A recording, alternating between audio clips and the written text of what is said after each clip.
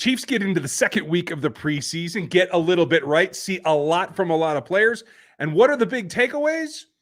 There's no quarterback controversy here, folks. We're going to get it with Matt Derrick. We are live post-game for you. Welcome to Locked On Chiefs.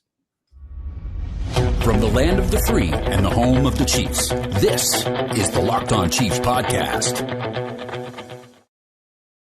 No, wait a second. No quarterback controversy? What are you talking about? Mahomes had the worst QBR of the night. I got nothing else, folks. We're brought to you tonight by LinkedIn Jobs. LinkedIn Jobs gets you qualified candidates faster and for free. Post your job over there for free at linkedin.com/LockedOnNFL. Terms and conditions do apply, as do terms and conditions of any aforementioned quarterback challenge, the faux kind right here. Matt Derrick is with us live, our man on the ground from ChiefsDigest.com. We're going to get into all the takeaways right now, live post-game. Thanks for joining us. We appreciate you guys. Make sure you like, sub, and hit that bell. Join us on YouTube here, as well as the audio platforms, which will get this show here relatively quickly as soon as we're done with the live broadcast. If you want text messages, you want the great job tonight, Chris hit you with a halftime commentary. Get signed up over at 816-357-8781, and make sure you go subscribe to everything that Matt does, because Matt Derrick, thank you. Tell me that this QB controversy is as silly as I think it is. Yeah, any quarterback controversy is pretty silly. Patrick Mahomes is the starting quarterback, I think, as we all know. Blaine Gabbert will be the backup. Shane Buechele will be on the active roster, 53-man roster, as the third guy and the emergency quarterback as needed. And Chris Oladokun will be on the practice squad most likely as a scout team quarterback. And that's exactly how the Chiefs planned on things and how they want things to go. Sounds absolutely perfect to me. Yeah, hard to argue with that. I think that you saw great things from all four quarterbacks tonight. And Oladokun, although it didn't count. His play where he threw back across his body and into the middle of the field. I know a lot of people probably would hate that because you're not supposed to do that as a QB. But on the screen, there was nobody other than Chiefs visible. So Patrick Mahomes does it all the time. So if he'd done that, it would have broken Twitter. But that's Mahomes. And Mahomes did enough with his jumping off his left foot and throwing the ball before he touched out of bounds, even though it was incomplete. There was a little bit of magic from all of the quarterbacks. At one point, I tweeted out in the third quarter, the Chiefs, each quarterback had more yards than the team did for the Cardinals. So I think the overall thing for me, and we're going to go through all the major takeaways, obviously the quarterback battle, everybody played well tonight. But the big thing for me is, remember, this is a franchise out there in the desert that is nearly at the foundation. It has been torn down to the rubble. And I don't know that anything that we saw tonight has to be taken without a pretty healthy dose of salt. Matt, do you agree? Oh, absolutely. I mean, you have to grade it all on a curve, but the curve still looks pretty good. The offense overall did exactly what it should do against a very, very bad, what might very well be the worst team in the NFL. So I have no issues there. The first team defense did exactly what it should do. I mean, it was very strong, so no issues there. Even then, I mean, I think the backups, as the game progressed, I mean, you shut them down. I mean, this was a dominating performance from beginning to end. 38-10 is exactly what you should do to the Arizona Cardinals. And so I don't think there's anything to come out of this. I mean, normally after a preseason game, we talk about, whose stock rose or whose stock falls. I honestly, I mean, I can't say after two games that there's any point to it, because I don't think that, for the most part, that's really happened. I mean, there has been some very, very small things that I think you could nitpick here and there. But other than the first teams coming out pretty soft, I think, and lethargic against the Saints, other than that, I mean, there's not been a lot to criticize in this preseason, I don't think. Really quick, I just want to throw this out there. Blaine Gabbert, 7 for 8 for 120 yards, 2 touchdowns. Mahomes, 10 for 15, 105 yards with 1 touchdown. Buechele, 10 for 10 with 105 yards and a rushing touchdown. Chris Oladokun, 4 for 5 for 63 yards, no touchdowns. Quite the performance from the QBs. And Matt, I will say I agree with you. I think Buechele was always on the roster. but I think he's shown why he deserves to be on the roster, at least in the preseason games. I think he's actually played himself into roster spots, at least from a lot of people's perspectives. I thought he was always going to be there. Yeah, and tonight was pretty good because this is really the only opportunity he's truly had to work with a little bit of the first team. Usually he's exclusively working with really the third team, in training camp, except for, the rare opportunities where he's running scout team and he's working with maybe the second team offense a little bit. But for the most part, when you're in training camp and you're the third guy and you're taking third team reps, you're working with the third team line and third team receivers. So he got to work with the first team a little bit tonight and maybe an upgrade in the receiver core that he usually works with. And, he showed that that's not a problem for him. He knows this group. He knows the offense in and out. I as bad as some of the quarterback play is around the NFL, with the Chiefs having developed Shane Buechele, there is absolutely zero reason to let him go for free. If somebody wants to call you and talk to you about Shane Buechele in a trade, I'd listen. But, with the new rules favoring keeping a third quarterback on the 53, why not do it? Because you might need him at some point. And if you're going to try and win a Super Bowl, and if you're the Chiefs and you think you could still win a Super Bowl, even if Patrick Mahomes wasn't there for a quarter or for a couple of games, I think you need both Blaine Gabbert and Shane Buechele. Yeah, I can't argue at all. I have been a proponent of trying to get, if you would just go to Shane and say, listen, will you cool it? We already like you. We're going to keep you around. Can you just chill so we can get you to the practice squad? I liked the idea of only having to carry two. That's out the window. That's not going to happen. You have to have all three of them. So that is going to put a little bit of crunch on some of the other positions that we've talked about quite a bit so far this preseason.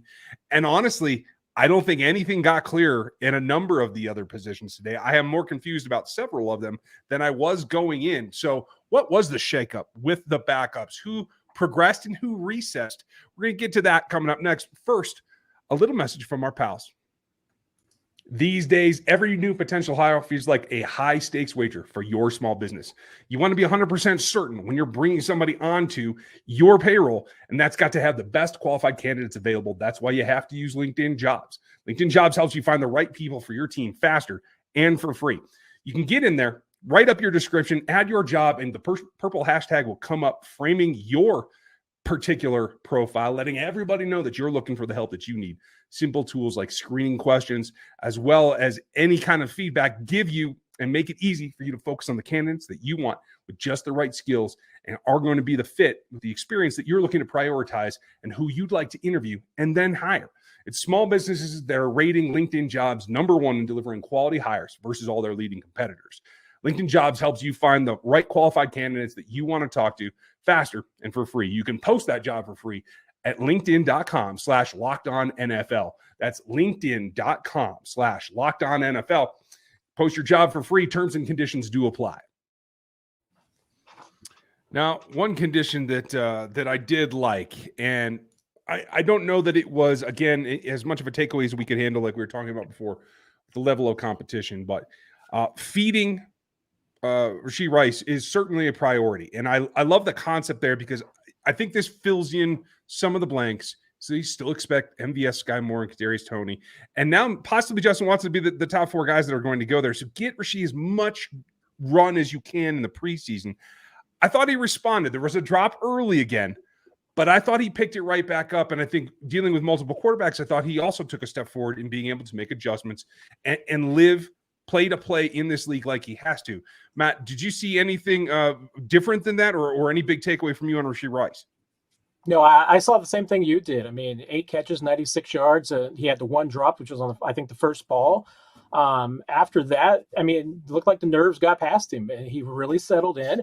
That's a good sign for a rookie to be as consistent as he was, working with a couple of different quarterbacks as the game wore on. Like the way that he moves with the football once he gets it in his hands. There was a lot to like with Rashee. I mean, he definitely looked poised, and you're right. I mean, don't read too much into this. I mean, this is not meaning Rashee Rice is all of a sudden one of the 3 starters. That's not where the Chiefs are right now.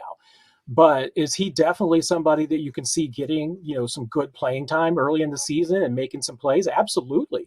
And this is one of the reasons why they want to get, guys like that as many reps as they can right now. I would think that Rice is going to have a pretty good chance in the 3rd preseason game to play a lot too. And part of that is certainly because he's probably not going to play a lot early in the season. I mean, there may be some times where he's only getting 10 to 20 snaps. We'll see how the rotation goes, but this was to me, it was a very positive performance from him. Definitely, to be able to see him shake off the early mistake and then settle in afterwards. Well, the thing that impressed me, like you said, he shook off the early drop, came back in and had 12 yards per catch, 8 catches, 96 yards, like you said. And he ran the ball hard. I mean, he was running hard the entire time he was out there. He had a great catch and, tiptoeing down the sideline. Big play for him. And I wonder, we saw what they did last year with Sky Moore. I wonder if Rashee Rice isn't going to be a little bit ahead of where Sky Moore was last year. I'm wondering if he's going to get a couple more snaps than Sky Moore got early in the season, because it sure looks like Rashee Rice knows what he can do in this offense, and the Chiefs have a pretty good idea of what he can do, so they can put him in for specific things. Yeah, I don't think there's any doubt. I mean, Rice is further ahead developmental-wise right now than Sky Moore was a year ago.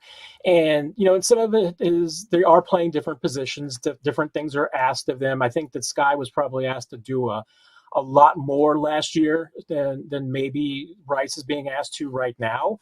But at the same time, I mean, I do think Rice is a little bit more of a polished product at this point. I mean, I think you can definitely see that. And I think he's certainly playing with a little bit more confidence. That was a problem for Sky last year. He just really had to build up that confidence. I think Rashee's already got that. So that's a big help. But, let's see what happens. I mean, because there's going to be some adversity at some point. And that was what Sky really had to battle through last year. Let's see what happens. Rice may have a tough play or two. He may have a couple of drops. Maybe he gets a fumble. How will he advance past that? That's where for rookies it really is important to see how they respond. I think Rice will come through that pretty well. So we'll see. But I think he's going to be a guy that should build upon his role throughout the season. But yeah, I mean, if you're talking about comparison to Sky, I don't think there's any doubt. I mean, he's further ahead than Sky was at the same point last year. I think what we saw at the position elsewise was a bit of a mixed bag. Didn't see Watson much last week. He showed up tonight. I do think that he is in that running to be the fourth wide receiver here at this point. Didn't see Richie James very much. Did like the jet sweep action that they got him involved in. Was happy to see that. But then they get Justin Ross back involved, and it was the third drive, I believe, he came in, had the same situation, had a drop right off the bat, and then comes back again, had a couple of nice cuts out there, had a couple of times where he just made DBs scared, where they overran his cut, or, it made him look as though he were standing by himself. Any change in the rest of the depth chart down to 6 or 7 receivers for you, Matt? I mean, no, I can't say that I think there's any change right now. I mean, I think it's pretty clear cut. And let's face it, we're considering Kadarius Toney one of the 3 starters, even though we haven't seen him yet. When he's healthy, he'll be one of the 3. It'll be with him, Sky Moore, and Marquez Valdez-Scantling. Justin Watson's the 4th receiver in that group. Right now, he's a starter, so you're not seeing much of him because he's getting out with the first-team offense. And then after that, I mean, I think Richie James has probably established himself as the next guy at number 5. And then you've got, Justin Ross, and you got Rashee Rice. And Rice is definitely, I mean, I would consider him maybe the 5th or the 6th. I mean, I'm really curious. I think I would put James ahead of him right now, especially if you just look at the snap counts and you look at, when Rice was in the game tonight. He was definitely the 5th, receiver in that rotation right now.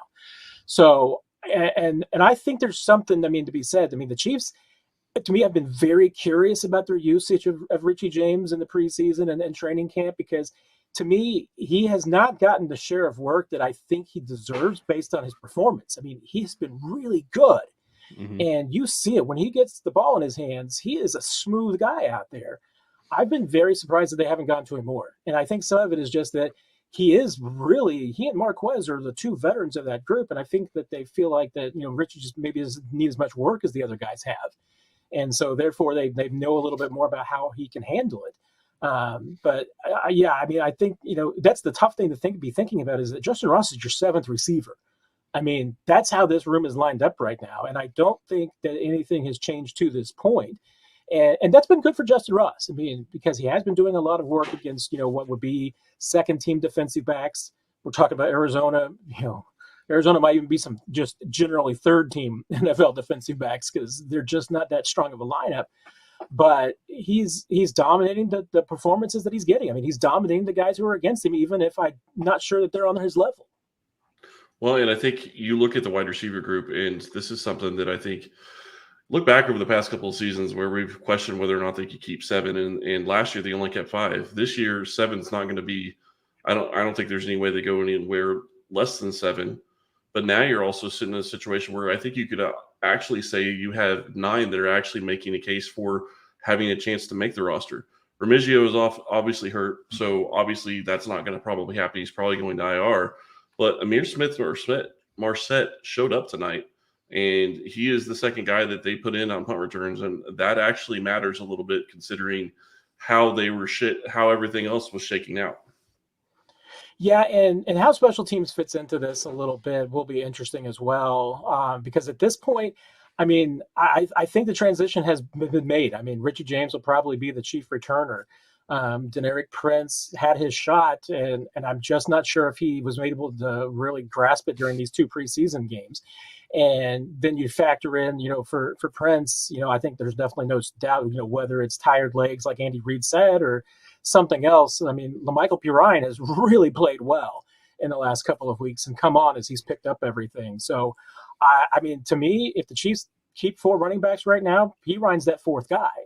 And, so if that's the case, I mean, James is going to be your special teams guy. Smith Marset, probably their second best returner.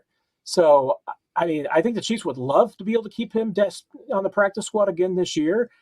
I don't know. I mean, he's got enough NFL experience. If some teams believe that he has put the drops that were an issue for him in Minnesota behind him, maybe somebody takes a chance on him. But if the Chiefs can keep him stashed in case they need him later for the return game, I think that would be ideal for them.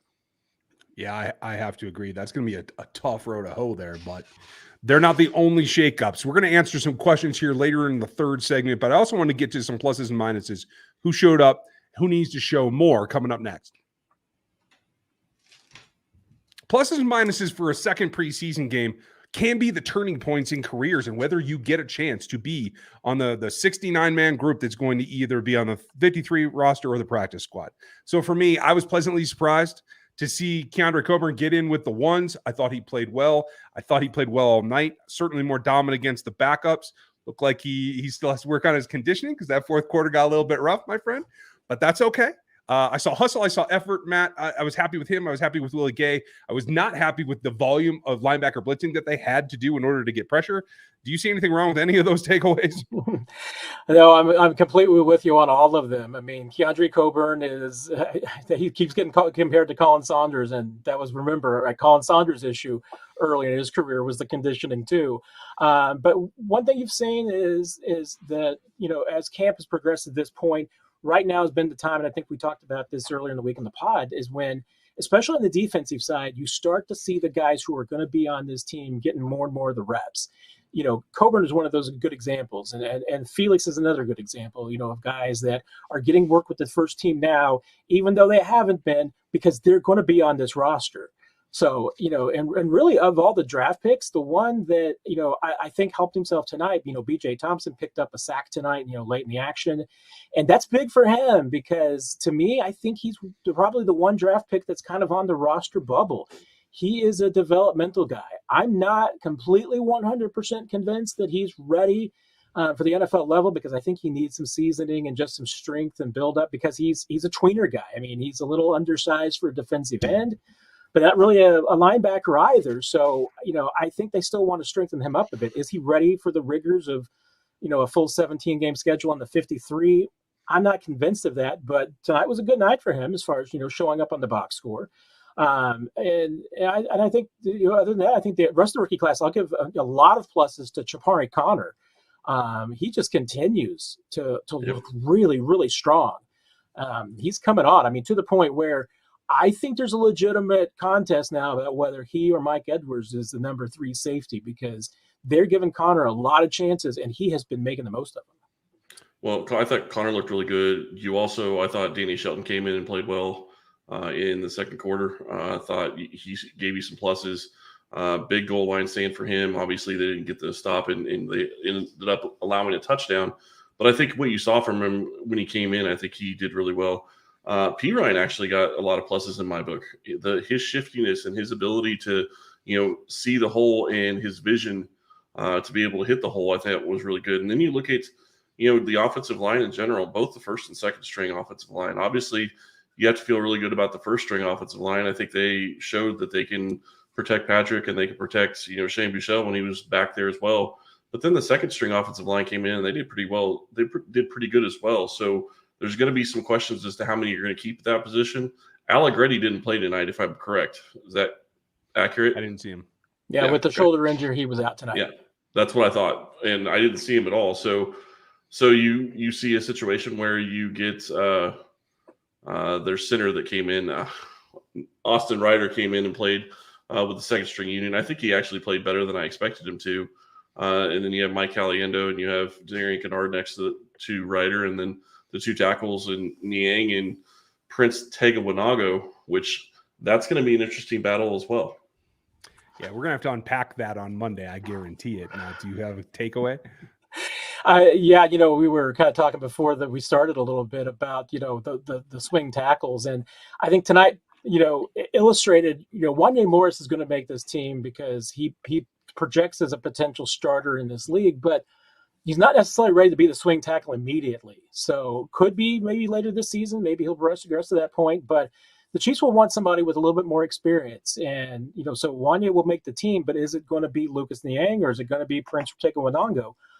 I mean, right now they're running neck and neck. So, it's hard to decide. And frankly, I could see both of them making this roster. The Chiefs have not been afraid to carry 10 offensive linemen.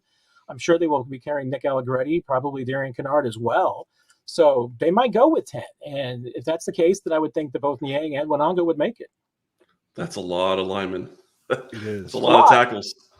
Like 5 tackles. said, folks, that's a ton. There's a lot to unpack. We're going to look at that on Monday for our show. Make sure you're here with us because we're here 5 days a week. We're going to run through a few questions that we got here in the live stream. We'll see what we have for answers. Chris, where do you want to start? Well, let's just go back. This isn't a question, but I do want to comment. I do think that when you saw the first couple of drives, I'm sorry, the Justin Watson OPI, if they call that OPI, I said this during the game, Jamar Chase won't have 500 yards this year. That was not offensive pass interference. It was a tic-tac, and you could tell Mahomes was not happy with it. They showed him on the broadcast discussing it with the official and with Andy afterwards. He was not happy with the call. Why didn't Ross get many targets tonight? He only got 3, I think. 4, caught 2 of them. I think part of it was just other guys were open. I mean, it wasn't like, that he I think that was an issue necessarily. I think that there were just a lot of guys getting open tonight. And some of those plays, he might not have been the first read. He did get into the game late as far as, coming in late in the first half. So, I don't think there was anything really specifically geared away from him. I'm interested to see how the snap counts came out, how much he was actually out there. So maybe that played a part of it. Maybe he just didn't get as much run. But I think that was just the biggest thing is that, now one thing was for sure is that, what Arizona was trying to do was what everybody does against the Chiefs. I mean, they were rushing 4 and dropping 7. So there were times that, hey, quarterbacks had to buy a little time before somebody got open. But eventually there was somebody, and quarterbacks did a good job of finding it. So I don't know. Let's look at the snap counts and see. I didn't see anything specifically wrong with Russ tonight as far as not getting open or anything, but I just think that there were just better options. Well, and I think that he should have had a touchdown, but he turned the wrong direction. So it is what it is. I think he'll get that cleaned up and will look better as you continue to go forward. I expect that he's probably going to play a lot in preseason game number 3 since he is the 7th wide receiver, and they're going to have a lot of different guys playing. I would expect the same thing because the starters won't play. So, when you start talking about the guys that are on the bubble, and Ross, even though I think he'll make the 53, he's on the bubble, so he should play a lot next week. Well, and it's good for him to get the snaps. That's the big thing. They need him to get the practice. They need him to get the snaps. Doesn't matter if he's not going to be playing with Mahomes or playing with Gabbard or whoever. It just matters. Get out on an NFL field. Get the work. Yep, absolutely. Tony, I am pleased with Rice. I think we all were tonight, so I'm pretty happy with that one. Let's see. Kevin, Is Powell making a possible dark horse for the 53? My friend, he's going to make somebody's 53, but it ain't going to be in Kansas City. Tell me if I'm wrong, guys. I don't think you are. I mean, because there's just too much of an uphill climb in Kansas City to make that. But as I said earlier tonight, I mean, Cornell Powell, give him credit. He has built himself into a legitimate NFL receiver. I wouldn't be surprised if somebody takes a chance on him. And obviously, there's a few Chiefs clones out there around the NFL in which he would slip into nicely. And I bet Eric Bieniemy would be glad to have Cornell Powell in Washington. Probably a few other places that might be glad to have him. So I wouldn't be surprised if he didn't get back to the practice squad. Well, how crazy is it? That would make 10 wide receivers on this roster that actually have a legitimate chance of making a 53-man roster. Because I think the wide receiver group is way deeper than we've ever had it in Kansas City. So that's encouraging. Agreed. Matt, this is to you. To be... Oh, okay. Sorry. on the Kadarius Toney front, not a lot of updates at this point. He hasn't gotten back onto the field yet. He is still in the rehab portion. We will see. It's going to be close to whether or not he's going to be ready for that first week. Right now, I mean, as far as just the tone of what you've been hearing, I think it's probably a little bit less than 50% that he's ready for week one. We will see. I mean, the Chiefs certainly aren't ruling it out still, and they might be slow pedaling it a little bit just to keep the mystery out there. But I still think it would even be tough for him because, with that repair that he had done, I mean, week one would really be the right edge of that. And Mike Borgonzi made it pretty clear last week when he spoke that they want him to be 100% when he gets back out there. So I wouldn't be surprised if they backed off of him. I don't think that they need him against Detroit. I think they're fine right now as it is. So if I'm the Chiefs, I'd be cautious and take your time with it and don't rush Toney back any faster than you have to.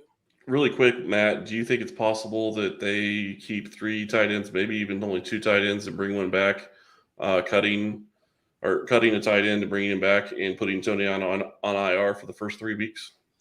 It's possible. I think it's more likely that Nick Jones might be a candidate for IR. I haven't heard anything that would suggest that they think that Toney's going to miss significant time at the beginning of the season that would put him on IR. It's always possible, but I think that they want to give him the chance to be able to return as quickly as he can. Okay. Let's see. MVS, Justin Watson, and Sky Moore being starting wide receivers this year. Thoughts?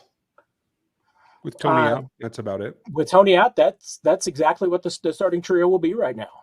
And that could change as it evolves. I mean, as some other guys start stepping up. But MVS and Sky Moore are definitely 2 of your top 3 receivers. You know, how you squeeze Toney in there could be debatable. Maybe he's your 1, maybe he's your 2, maybe he's your 3. But Justin Watson, I mean, the thing that they definitely like about him is that, he runs, complementary routes very well.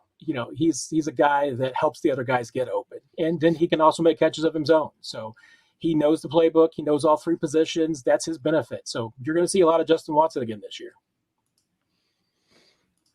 And I think that's good. I do too. And I think he could be a guy that plays a lot early in the season. And then if maybe a guy like Rice or, Richie James or Justin Ross step up and push him for time, maybe he doesn't play as much. I mean, that's possible. We'll just have to see. Do the drops by the wide receivers concern you? I just want to say really quick, not to me, just because it's preseason, get them out of the way. First game or first catch of the game jitters, I guess, is the way I look at it, and sucks, but get it out of the way now. Agreed. Well, and it's the makeup of the receivers. I mean, Marquez Valdes-Scantling, I mean, unfortunately has a history of some bad drops. Of course, he also has a history of some really good catches downfield too. So you're going to live with that. But then when you're talking about everybody else, you're talking about young guys. And what do young guys do? They drop passes. Richie James had a history of dropping passes earlier in his career. He doesn't now. That guy pretty much just catches anything his way. And he's one of the more veteran guys. So, that might be your possession kind of guy. When you really need to make sure you get the football caught, Richie James might be your guy. But I think you're going to live with the drops because I think the other guys have too much upside. Last question.